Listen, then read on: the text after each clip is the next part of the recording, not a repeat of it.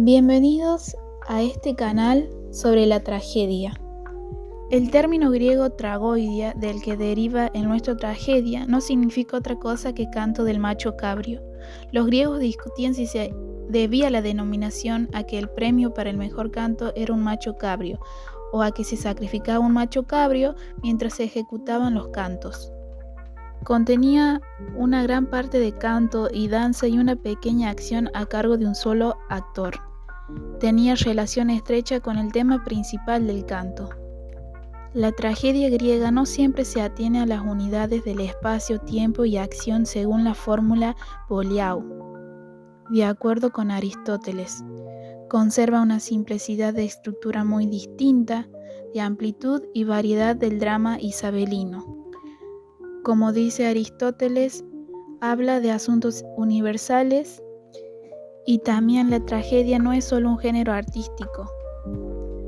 Su aspiración más bien es la de comprender los problemas capitales de la vida y de la muerte, de enfrentarse a los problemas del destino humano y las contradicciones del bien y del mal. Sófocles, 495 y 406 a.C., tuvo la fortuna de que su vida coincidiera casi exactamente con el apogeo de Atenas. De niño formó parte a los 15 años del coro que celebró la batalla de Salamina y murió antes de que su patria capitulara ante Esparta. Del centenar largo de dramas que escribió se conservan 7, y aunque ganó su primer premio en 458 a.C., cuando derrotó a Esquilo con su Tripolemo. La primera pieza conservada suya, el Ajax, probablemente de los años 40, viniendo sus restantes piezas a intervalos hasta el Philoctetes, representada el 409 a.C., y el Edipo en Colono, que terminó pocos antes de su muerte. Así, lo que poseemos de su obra procede de sus años maduros, e incluso cuando escribió el Ajax quizás fuera la edad más avanzada que Shakespeare cuando dejó de escribir y se retiró para morir en Stratford. Sófocles no siempre relata sus obras con un final desdichado, solamente las conservadas. Tan solo las Antigonias, las Tranquinias y Edipo Rey se puede decir que terminan calamitosamente. Presenta sus caracteres con tal imparcialidad y no se pueden decir que las dividiera en buenos y malos. Si sus villanos más netos tienen ciertas cualidades que las redimen, sus criaturas más atrayentes tienen rasgos de debilidad o inhumanos. También revela las características de sus personajes dramáticos a través de sus situaciones. Su personalidad está establecida ante el antemano en las leyendas, por ello los presenta a grandes rasgos, actúan a partir de motivaciones claramente intangibles. Tras el segundo gran trágico de Atenas, Sófocles aprendió mucho de Esquilo y en sus primeros años de dar crédito a sus palabras imitó su estilo majestuoso, pero lo abandonó pronto y no solo creó un estilo personal sino un tipo muy suyo de drama trágico. Las 7 piezas suyas que sobreviven hacen ver lo que perdió en amplitud, lo ganó en profundidad. Y no solo fue capaz de incluir más acción en una pieza, sino de presentarla con mayor penetración e intimismo poético. Sófocles muere junto a Eurípides, poco antes de la caída de Atenas, el 404 a.C., y con ellos acabó la tragedia ática. El mundo de Edipo Rey. Valores primordiales. Responsabilidad. La responsabilidad en Edipo Rey no se limita al acto voluntario o intencionado. Edipo no actúa con maldad, pero sus decisiones desencadenan el cumplimiento de la profecía, matar a su padre y casarse con su madre. Aunque ignora su verdadera identidad, cuando descubre la verdad, asume su culpa y se castiga a sí mismo, reconociendo que sus acciones han traído el desastre a Tebas. Boura dice que, en el Edipo Rey, Edipo, que da la impresión de ser un sabio con pleno dominio de su pueblo y de sí mismo, descubre que vive en la ignorancia total de su verdadera situación de criatura aborrecida por los dioses, y termina por cegarse a sí mismo y abandona su ciudad como un forajido. Verdad. La búsqueda de la verdad es uno de los motores centrales de la obra. Edipo actúa movido por el deseo de salvar a su pueblo y castigar al asesino de Layo. Irónicamente, esa investigación lo lleva a descubrir su verdadera identidad y su terrible destino. Además, Sófocles plantea una ironía trágica. Cuanto más cerca cree Edipo estar de la verdad, más lejos está de verla. Justicia. Edipo inicia su búsqueda con la intención de impartir justicia por la muerte de Layo, pero termina descubriendo que él mismo es el criminal. La tragedia muestra que la justicia divina es inevitable. Aunque Edipo no conocía su crimen, debe sufrir igualmente por haber perturbado el orden del universo. Sófocles también muestra que la justicia cumple una función purificadora. Al cegarse y exiliarse, Edipo no solo paga por su falta, sino que libera a Tebas de la peste y restablece el orden. Creencias religiosas. El oráculo. Una de las instituciones más importantes de la religiosidad griega es el oráculo de Delfos, consagrado al dios Apolo, dios de la luz, la razón y la verdad. Allí, los griegos consultaban el futuro o buscaban orientación divina.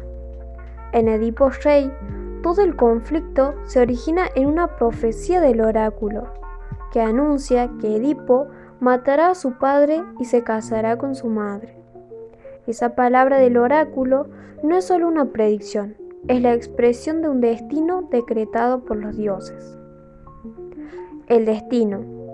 En la religión griega, el destino, llamado Moira, es una fuerza que rige incluso por encima de los dioses.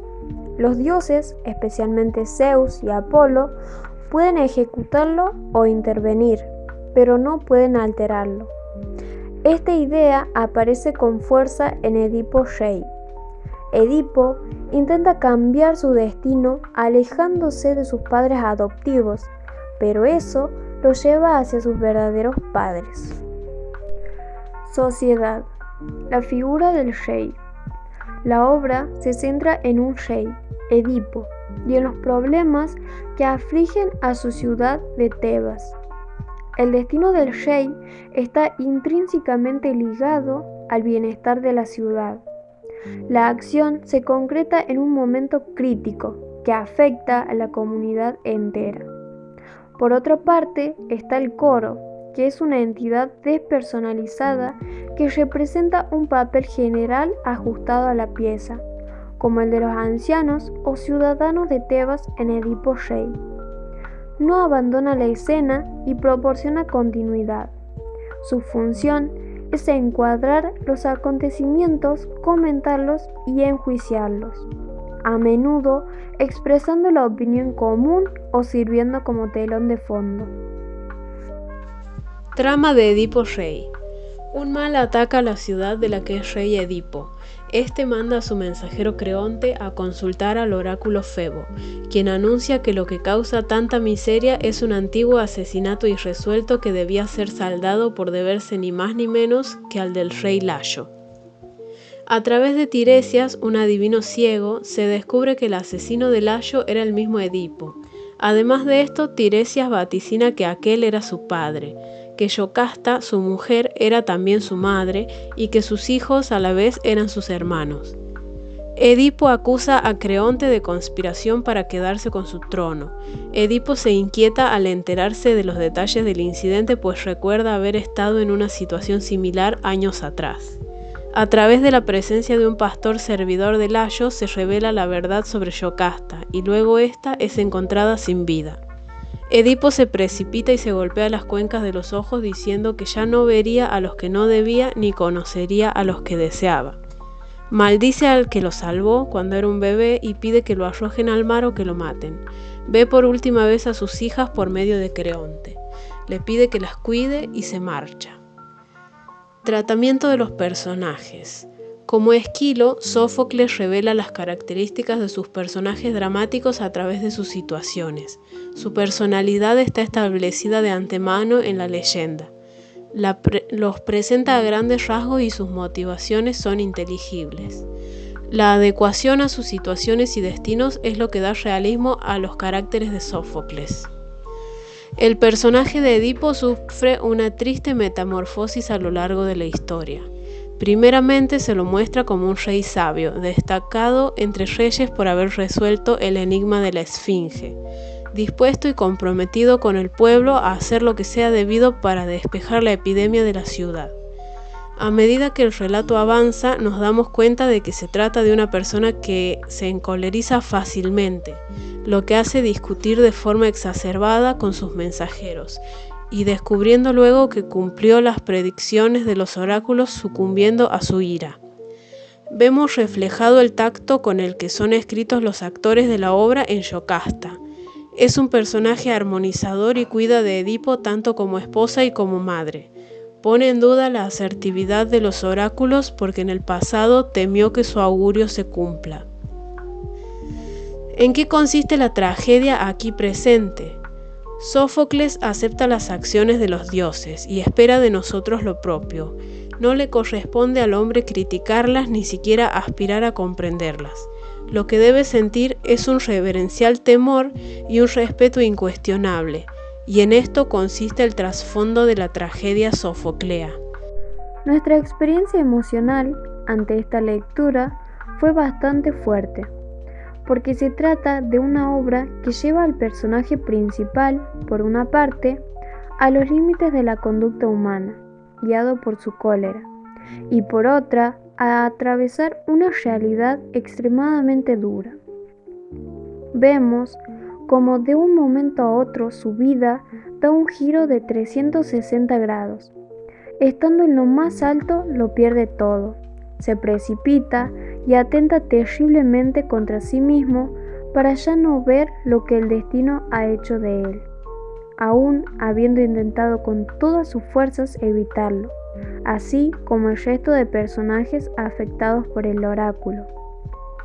Nos hizo reflexionar sobre la existencia o no del destino de las personas, caer en la realización de que no todos los finales son felices, recordar algunas historias que pueden considerarse trágicas dentro de la vida cotidiana y aprender algunas de las características más llamativas de la tragedia. Para incorporar estas lecturas al aula utilizaremos herramientas de la etnografía para asegurarnos de la comprensión de los estudiantes de los textos literarios. Nuestra metodología será trabajar con este tipo de textos, marcando sus características y amplificando con las obras clásicas y textos que acerquen al estudiante al hábito de la lectura, como por ejemplo la literatura juvenil.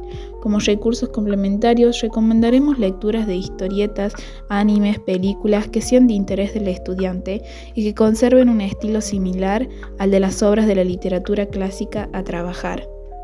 Buscaremos que el trabajo de los estudiantes sea interpretativo en lugar de enfocarnos en, por ejemplo, el análisis gramatical y sin una interpretación excesiva entre el encuentro del estudiante con el libro.